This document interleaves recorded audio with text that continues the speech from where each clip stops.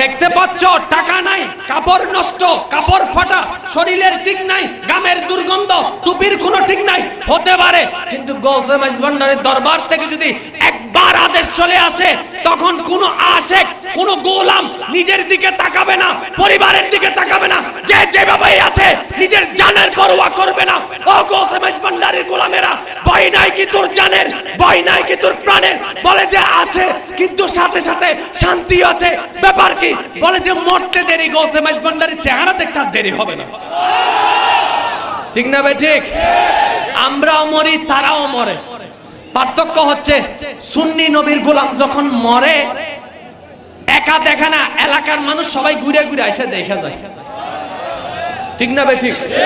একটু মহব্বতের আওয়াজে নিজের মানুষ তো দেখে দেখে এলাকার মানুষ পর্যন্ত আইসা দেখা যায়। কেউ আইসা দেখে বলে, আহ কে বলছে উনি মারা গেছে, দেখে তো মনে হচ্ছে উনি ঘুমাচ্ছে।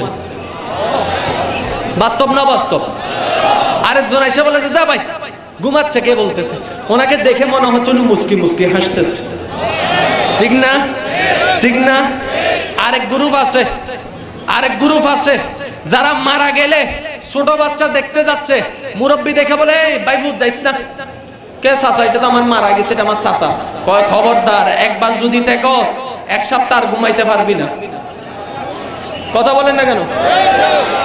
সেও মানুষ, আমরাও মানুষ, তারও মৃত্যু হয়, আমাদেরও মৃত্যু হয়।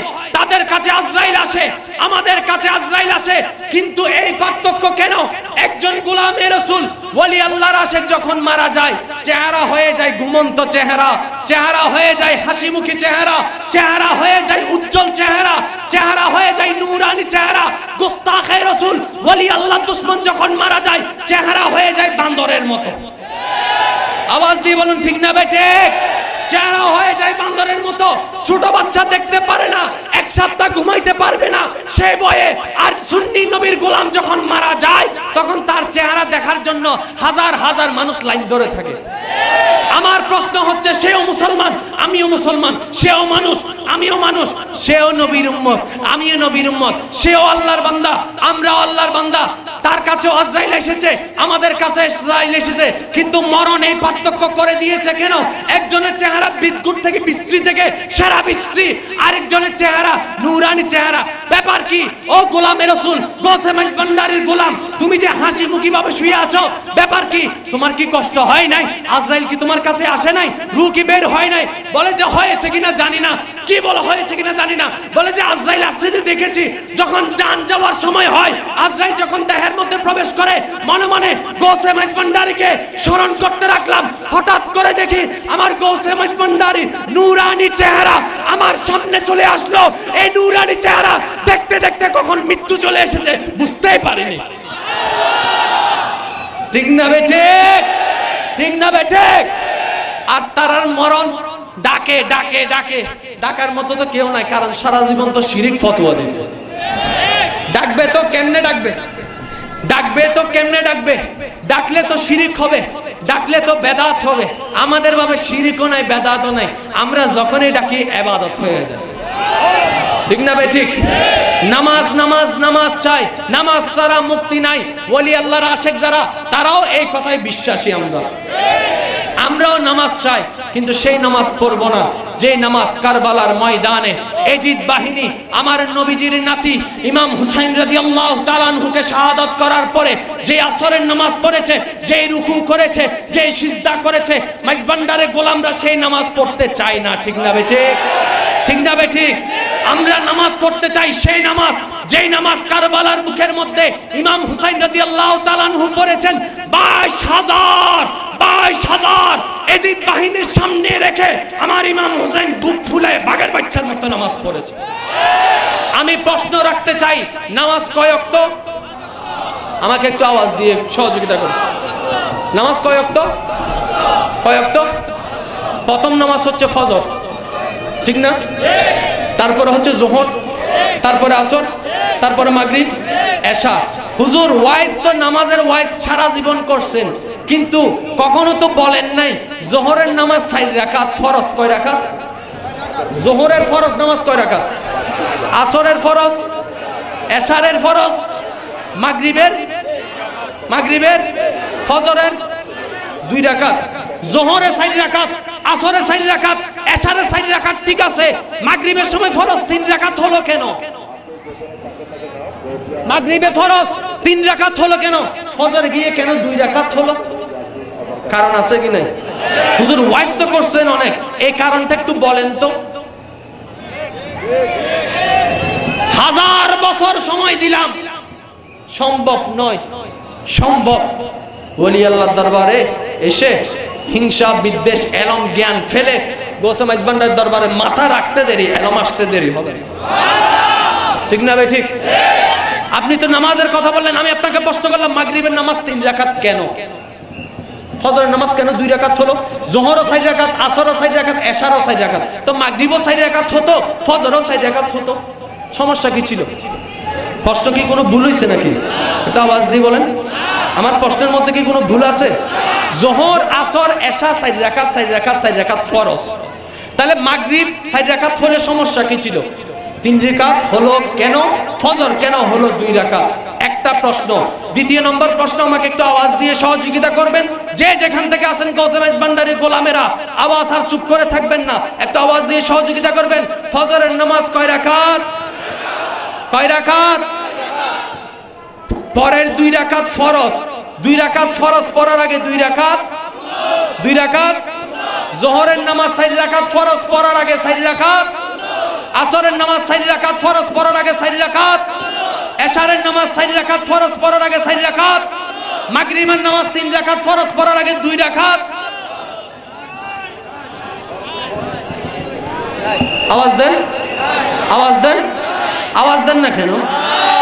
মাগরিবের ফরজের আগে কোন সুন্নত আছে? নবীর উম্মত আওয়াজ বড় করেন, আছে? তাহলে ফজরের মধ্যে আল্লাহ বলে সুন্নত দিয়ে নামাজ শুরু করো, তারপরে আমার ফরজ পড়বা। যোহরে আমার নবীর সুন্নত দিয়ে শুরু করো, তারপরে আমার ফরজ আদায় করবা। আসরের মধ্যে নবীর সুন্নত দিয়ে শুরু করো, তারপরে আমার ফরজ পড়বা। এশারের মধ্যে আমার নবীর সুন্নত আগে আদায় করো, তারপর আমার ফরজ পড়বা। কিন্তু মাগরিবের ওয়াক্ত যখন আসলো, তখন আল্লাহ বলে আগে নবীর সুন্নত পড়ো না, আগে আমি আল্লাহর ফরজ পড়ো। একটু মহব্বতের আওয়াজ দিয়ে বলেন। আল্লাহ ব্যাপার কি? প্রত্যেক ওয়াক্তে সুন্নত আগে ফরজ পড়ে, সুন্নত আগে ফরজ পড়ে। কিন্তু মাগরিবের সময় আল্লাহ তুমি সুন্নত রাখলা না আগে, সুন্নত নিয়ে গেলা পরে, ফরজ রাইখা দিলা আগে। ব্যাপার কি? ঠিক না ভাই? ঠিক। ঠিক না ভাই? ঠিক। আমার একটু কষ্ট হচ্ছে, যদি আপনারা আওয়াজ দিয়ে সহযোগিতা করেন। আমি আর 2 মিনিট বিরক্ত করব আপনাদেরকে, আমি শেষ করে দিচ্ছি। আর 2 মিনিট করে শেষ করে দিচ্ছি, বিরক্ত হয়ে যাচ্ছে। আচ্ছা একটু আবার ইয়া গৌসুল আজম মেজবান্ডারি, ইয়া গৌসুল আজম মেজবান্ডারি, মারহাবা মারহাবা। শিখে রাখবেন, মনে রাখবেন, উত্তর দিতে পারবেন। কারণ নবীর গোলামেরা কোরআন হাদিস পড়া লাগে না, আপন মুর্শিদকে স্মরণ করলে অটোমেটিক উত্তর বাইরে হইতেই থাকে।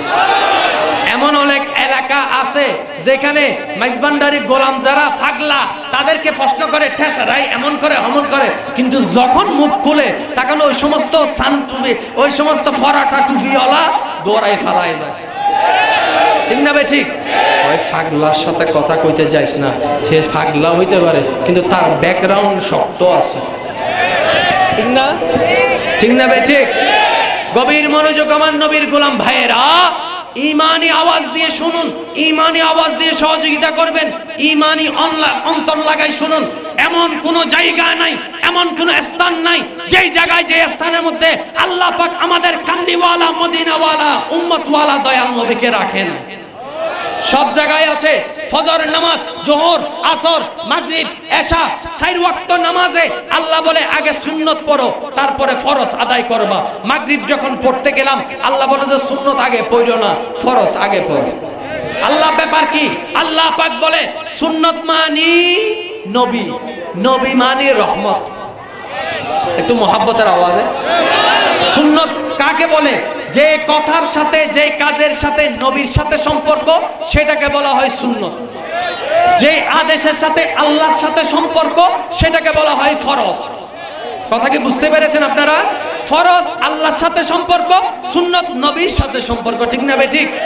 আল্লাহ বলে যে প্রত্যেক ওয়াক্তের মধ্যে সুন্নত মানি নবী, নবীরটা আগে পড়ো, তারপরে আমারটা পড়ো।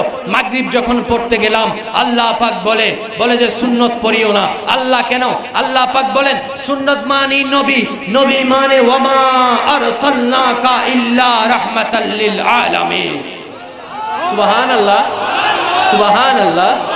আমি আল্লাহ আসমান যেইভাবে সৃষ্টি করেছি, জমিনকে যেইভাবে বানিয়েছি, যেইভাবে গাছ মানুষ দানব সমস্ত কিছু আমি আল্লাহ সৃষ্টি করেছি, যেইভাবে করেছি, একদিন আসবে মুহররমের 10 তারিখ হবে, মুহররমের 10 তারিখ হবে, শুক্রবার হবে, আসরের পরে মাগরিবের আগে আমি আল্লাহ ইজা যুলজিলাতিল আরদু জিলজালাহা ওয়া আখরাজাতিল আরদু আসকালাহা ওয়া ক্বালাল ইনসানু মা লাহা, আমি আল্লাহ কুল কায়নাত ধ্বংস করে দিব।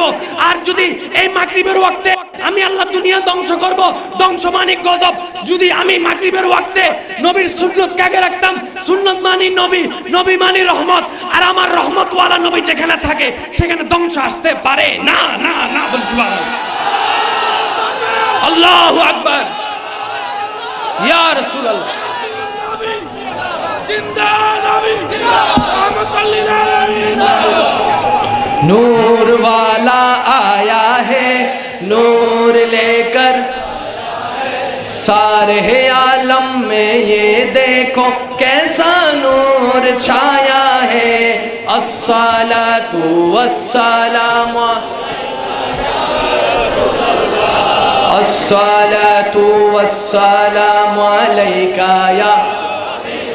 এমন আওয়াজ দিয়ে পড়েন যে আপনি মাইজবান্ডার থেকে পড়বেন, আপনার নবী মদিনা শরীফ থেকে আপনার আওয়াজ শুনবে। এই বিশ্বাস রাখা যার যত ভলিউম আছে হাই করে দেন। আসসালাতু ওয়াসসালামু আলাইকা ইয়া রাসূলুল্লাহ, আসসালাতু ওয়াসসালামু আলাইকা ইয়া হাবিবাল্লাহ। जब तलक ये चांद तारे झिलमिलाते जाएंगे, तब तलक जश्ने विलादत हम मनाते जाएंगे। नूर वाला नूर लेकर है सारे आलम में, ये देखो कैसा नूर छाया है। अस्सलातु लैका या रसूल अल्लाह, अस्सलातु। এখন শুধু আওয়াজ দিয়ে পড়ছেন, কিন্তু কে কে পড়ছে কিন্তু বোঝা যায় না, ঠিক না? এখন গৌসে মাইজবান্ডারি তো তাকায় আছে, বিশ্বাস আছে কি না? যাদের আছে তারা বলেন আছে কি না? আমার গৌসে মাইজবান্ডারি দেখতেছেন কি না, শুনতেছেন কি না? ওই গৌসে মাইজবান্ডারি দয়ার নজরের আশা কইরা দুই হাত তুলা আমার সাথে সাথে বলেন, দুই হাত তুলা দেন, দুই হাত তুলে দেন, বলেন আসসালাতু ওয়াসসালামু আলাইকা ইয়া রাসূলুল্লাহ, আসসালাতু মাশাআল্লাহ কায়া। আর একটু আওয়াজে বলি আসসালাতু ওয়াসসালামু আলাইকা ইয়া রাসূলুল্লাহ, আসসালাতু আসসালামু আলাইকা ইয়া सरकार की आमद मरहा। ईमाने आवाज, सरकार की आमद, दिलदार की आमद, हुजूर की आमद, नबी की आमद, उम्मी की आमद, रहमत की आमद। हबा मरहबा या मुस्तफा, मरहबा या मुस्तफा, मरहबा या फा, मरहबा या मुस्तफा। अस्सलातु अस्सलामु अलैका या रसूल अल्लाह, अस्सलातु अस्सलामु अलैका या। ईमाने आवाज दे बोलें मरहबा, मरहबा ইয়া রাসূলুল্লাহ। আমরা বলি কিনা? বলে যে ইয়া রাসূলুল্লাহ বলো কেন? বলে যে ইয়া রাসূলুল্লাহ নবী তো মরা। কেউ যদি আজকে থেকে এরকম বলে, আপনি তো কোরআনও জানেন না, হাদিসও জানেন না, তো তর্ক করবেন কিভাবে? বলে যে ভাই ঠিক বলছস নবী মরা, কিন্তু আমারটা না, তোরটা মরা, ঠিক না ভাই? ঠিক। কোন নবী তো কিছু জানে না, 100% রাইট, কিন্তু তোরটা, আমারটা দেওয়ালের ভিতর না মাটির ভিতর কি আছে সেটা পর্যন্ত জান। আওয়াজ দিয়ে বলেন ঠিক না ভাই? ঠিক। যদি জিজ্ঞেস করে মিলাদুন নবী করো কেন, উত্তর দিবেন একটাই, বলে যে মন চাইতেছে তাই করতেছে। তোর বাপের টাকা দিয়ে করি? হ্যাঁ, এটা কি? আওয়াজ দিয়ে বলেন। মোবাইল কিনছি আমি তো, রাখে কোথায়? পকেটে। আমি রাখছি মাথায়। একজনে বললো যে হুজুর মোবাইল মাথায় রাখছেন কেন? আমার বদিন না মোবাইল, আমার যা মন চাই তা করব। ভাই মিলাদুন নবী করস কেন? কয় মন চাইতেছে তা করতেছে। Any problem? Any problem? No problem, get out. মাজারে যাও কেন? মন চাইতেছে তাই যাচ্ছি। মাজারে দিচ্ছে কেন? আমার বাপের আছে তাই দিচ্ছে। তোর কি? ঝগড়ার দরকার নাই, মারামারির দরকার নাই, কাটাকাটির দরকার নাই। কেন? বিচার করার জন্য একজন আছে কি নাই? আছে কি নাই? বিচার কি একদিন হবে না? হাসরের ময়দানে বিচার হবে না? আজকে একটা কথা আমার গৌসে মাইজ ভান্ডারীর দরবারকে সামনে রেখে বেলায়েতের নজর আশা করে আমি অদম্য ছোট মানুষ একটা কথা বলে যেতে চাই। আশেকানদের মোহাব্বতকে সামনে রেখে শুনতে রাজি আছেন? শুনতে রাজি আছেন? মনে করেন এটা একটা জেলখানা। এটা কি? জেলখানা। এখন আমরা সবাই বন্দী, আমরা সবাই এখন এলাকার চেয়ারম্যান আয়শা, এলাকার চেয়ারম্যান আয়শা নিজের সরকারি ক্ষমতা দিয়ে 2 জন মানুষ ছাড়াই নিয়ে গেল। কয়জন?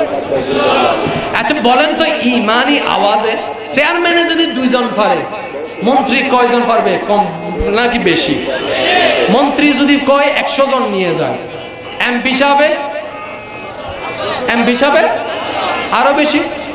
এমপি সাহেব যদি 500 নিয়ে যায়, স্বরাষ্ট্রমন্ত্রী, কথা বলেন না কেন? স্বরাষ্ট্রমন্ত্রী যদি 1000 নিয়ে যায়, প্রধানমন্ত্রী, আমাদের বিবেক কি বলে? প্রধানমন্ত্রী কি? প্রধানমন্ত্রী সবগুলো পারবে না। তাহলে প্রধানমন্ত্রী যেই জায়গায় একবার আওয়াজ বিক্রি করবে, প্রধানমন্ত্রী যেই জায়গায় একবার জবান বিক্রি করবে, প্রধানমন্ত্রী যেই জায়গায় একবার সুপারিশ করবে, সেই জায়গায় কি কোনো আসামি আর জেলখানায় বাঁচে থাকবে? বলেন বলেন বলেন। হাসরের প্রধানমন্ত্রীকে আরে সে হকে হে মসনদে रिफ़अते रसूलुल्लाह की देखनी है हशर में इज्जत रसूलुल्लाह की। सुभान अल्लाह, सुभान अल्लाह। হাসরের প্রধানমন্ত্রী হচ্ছেন কামলিওয়ালা, মদিনাওয়ালা, গুনাহগার উম্মতের শাফাআতকারী নবী, বেসাহারা উম্মতের সাহারা নবী, নূরুন নবী, হায়াতুন নবী, জিন্দা নবী মুস্তাফা। ঠিক না বেঠিক? ঠিক না বেঠিক? এখন আমার প্রশ্ন হচ্ছে, হাসরের ময়দানে আলেম ওলামা সুপারিশ করবে কি করবে না? যেটা জানেন সেটা বলেন, করবে কি না? শুধু আলেম না, আপনার ঘরে যদি একজন হাফেজ সাহেব থাকে, সেও করতে পারবে। কোরআনের হাফেজ যদি থাকে, সে করতে পারবে।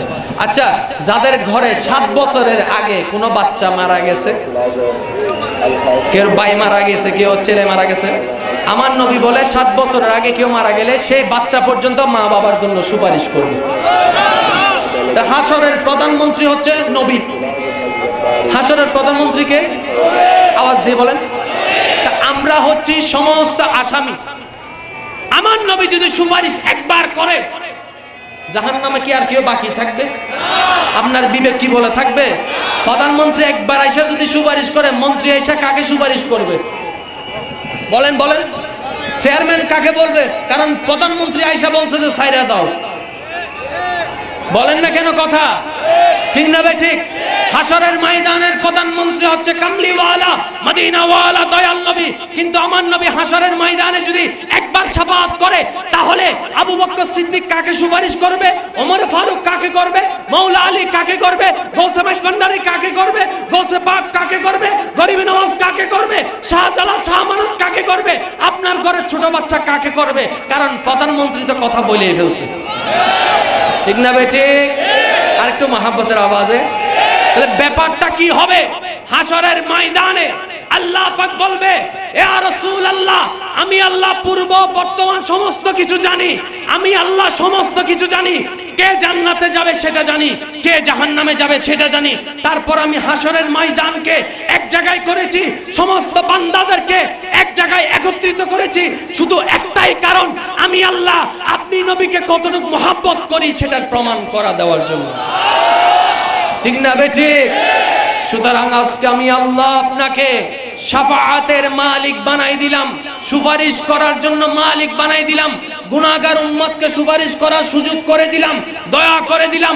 ওয়ালা সাউফা ইউতিকা রাব্বুকা ফাতারদা, আমি আল্লাহ আপনাকে দান করলাম, আপনার যাকে যাকে ইচ্ছা জাহান্নাম থেকে জান্নাতি করে ফেলেন, আমি আল্লাহর কোনো আপত্তি নাই। আজকের প্রধানমন্ত্রী আপনি, আজকের প্রধানমন্ত্রী আমার নবী, ঠিক না ভাই? ঠিক। আল্লাহ পাক বলে আমি নবী তো সেই নবী যেই নবীকে আমি আল্লাহ তুমি আমাকে যা দান করেছো আমি একা কোনোদিন কোনো কিছু নিই নেই, যা নিয়েছে আমার উম্মতদেরকেও দিয়েছি। ঘরের মধ্যে 3টা খেজুর থাকলে 2টা দিয়ে দিয়েছি আমার উম্মতকে, একটা রেখেছি আমি তো সেই নবী যেই নবীকে ওয়ামা আরসালনাকা ইল্লা রাহমাতাল লিল বানায়ে পাঠিয়েছো, আমি তো সেই নবী যেই নবীকে ইন্না আরসালনাকা শাহিদান ওয়া মুবাশশিরান ওয়া নাযীরা করে পাঠিয়েছো, আমি তো সেই নবী যাকে বুইস্তু মুআল্লিমান করে তুমি আল্লাহ পাঠিয়েছো। আল্লাহ তুমি দয়া করে আমাকে সুপারিশের ক্ষমতা দিয়েছো, কিন্তু হাসরের আজকে কঠিন মুহূর্তে আমি নবী সুপারিশ করব না। এটা এশকের কথা, একটু মহাব্বতের আওয়াজ দিয়ে শুনতে হবে, আওয়াজটাও বলবে। আজকের কঠিন মুহূর্তে হাসরের ময়দান আমি নবী সুপারিশ করব না। সুবহানাল্লাহ বলেন। আমি সুপারিশ করব না। আমার নবী শাফাআতের চাবি নিবে, নিয়ে বলবে আবু বকর কোথায় গেলা, ওমর কোথায় গেলা, ওসমান ও আলী কোথায় গেলা, আমার ওলিয়ে কেরাম কোথায় গেলা, গৌসে মাইজভান্ডারী কোথায় গেলা। আজকে আল্লাহ পাক আমাকে শাফাআতের মালিক করে দিয়েছেন, আমি করব না। আমি তো মাকামে মাহমুদে বসে থাকবো, মাকামে মাহমুদে বসে থাকবো, আমি বসে বসে দেখবো। তোমাদেরকে আমি ক্ষমতা দিয়ে দিলাম, যার যাকে পছন্দ তাকে নিয়ে তোমরা জান্নাতে চলে যাও। আমার গৌসে মাইজভান্ডারী ডাক দিয়ে বলবে ওরে আমার আশিকানরা, ওরে আমার গোলামানরা, কোথায় গেলি রে? ভয়ের কোনো কারণ নাই, আমি গৌসুল আজম মাইজভান্ডারী তোদের কাছে আছি, চলে বসবো। আল্লাহু আকবার।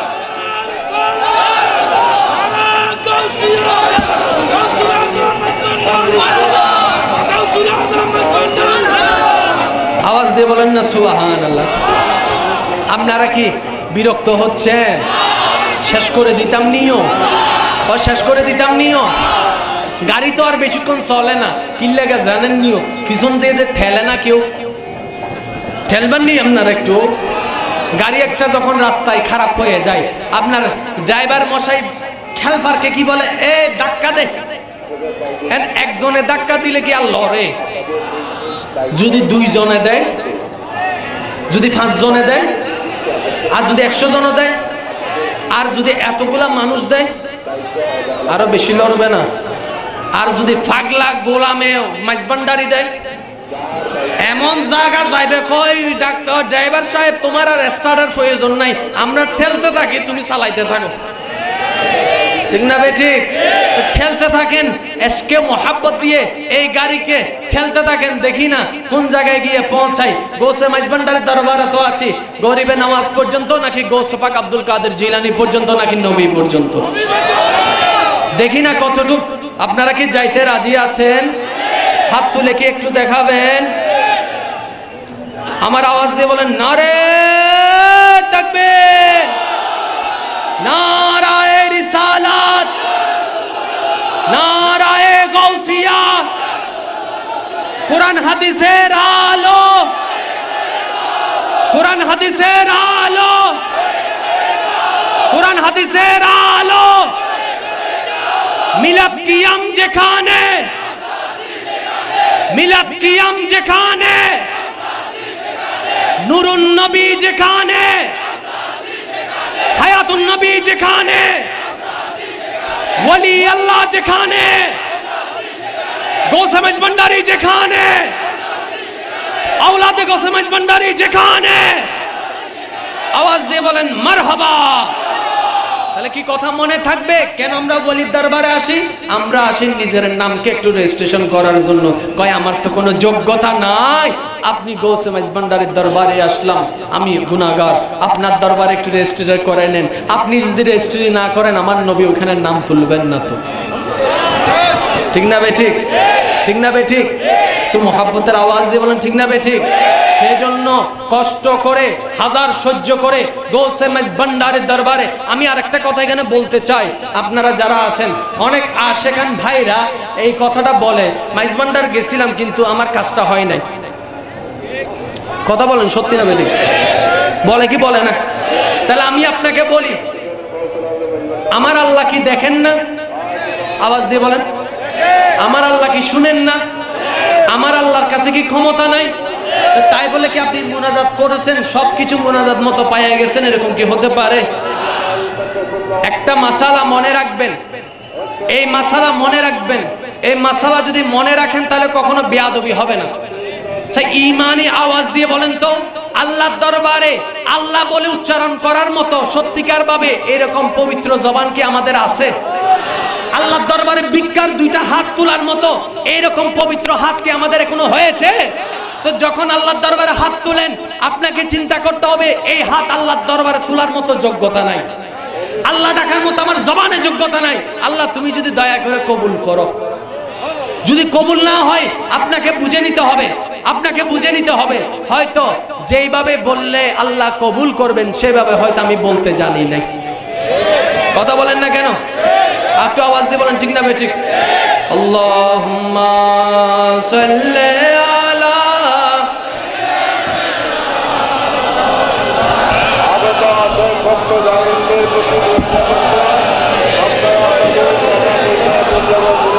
মাওলানা।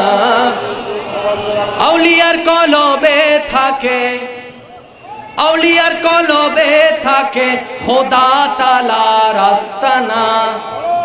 আউলিয়ার কলবে থাকে, আউলিয়ার কলবে থাকে, আউলিয়ার কলবে থাকে খোদা তাআলার আস্তানা। হাকিকতে কেবলা কাবা হযরত কেবলা মাওলানা, হাকিকতে কেবলা কাবা হযরত কেবলা। আওয়াজ বড় হবে, হাকিকতে কেবলা কাবা খোদা যে তা বিরাজ করে, সাজদা করো তার দরবারে। খোদা যে তা বিরাজ করে, সাজদা করো তার দরবারে। আশেক বিনে সাজদার মর্ম, আশেক ছাড়া সাজদার মর্ম যে কেহ তো বুঝে না। হাকিকতে কেবলা কাবা হযরত কেবলা মাওলানা, হাকিকতে কেবলা কাবা হযরত কেবলা না, হাকিকতে কেবলা কাবা। তো যে কথা বলছিলাম মনোযোগ দিয়ে শুনেন, আপনি দরবারে যাবেন, যে কোনো ওলি আল্লাহর দরবারে আপনি মনের আশা পূরণের জন্য যাবেন, সেটা ঠিক আছে। যদি সেটা পূরণ না হয় আপনাকে বুঝে নিতে হবে এই মুহূর্তে যদি এটা হয় তাহলে আমার জন্য হয়তো ভালো হবে না। আপনি যেটা চাচ্ছেন সেটা যদি এই মুহূর্তে হয় তাহলে হয়তো আমার জন্য ভালো হবে না। সেজন্য আল্লাহ কখনো কোনো বান্দার ক্ষতি করেন না, আল্লাহ কখনো কোনো বান্দার ক্ষতি চান না। আল্লাহ বান্দাকে ওই জিনিস তখনই দিবে যখন বান্দার জন্য মঙ্গল হবে। ঠিক না বে ঠিক? আওয়াজ দিয়ে বলেন ঠিক না বে ঠিক? আল্লাহ নবী রাসূলকে দুনিয়াতে পাঠিয়েছেন, সেই নবী রাসূলের প্রতিনিধিত্ব যারা করে তারাই হচ্ছে আল্লাহর ওলি। তারাই হচ্ছে কি? তারা হচ্ছে কি?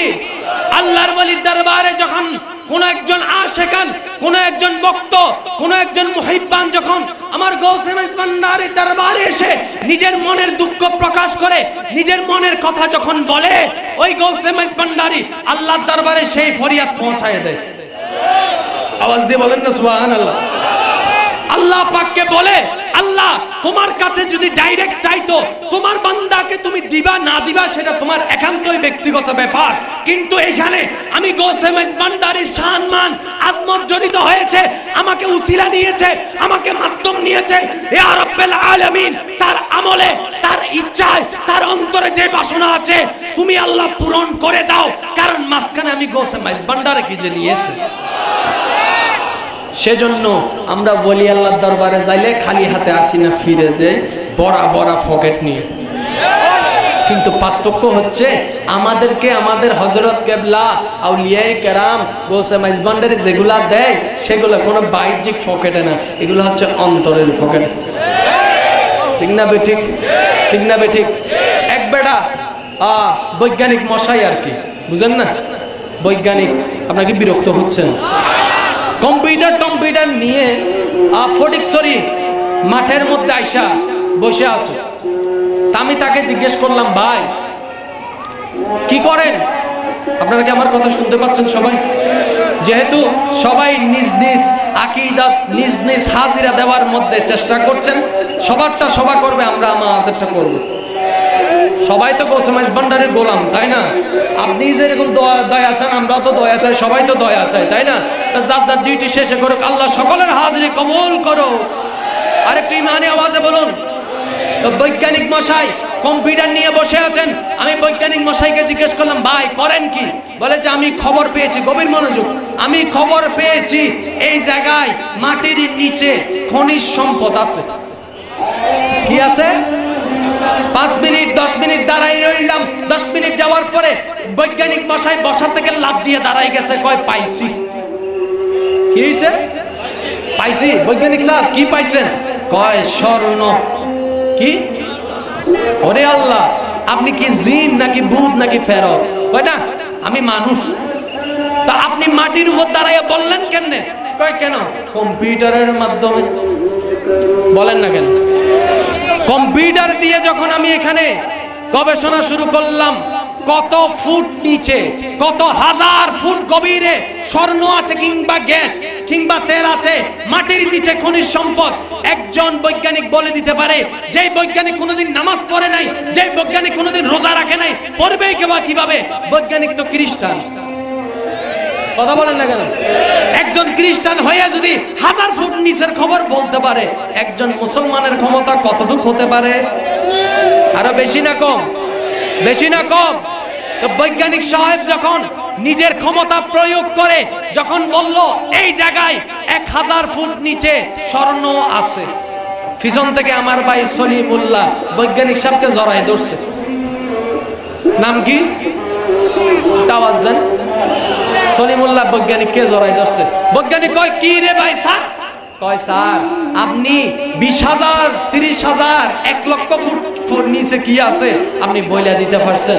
স্যার আমার বাপটা মারা গেছে মাত্র 3 দিন হয়েছে।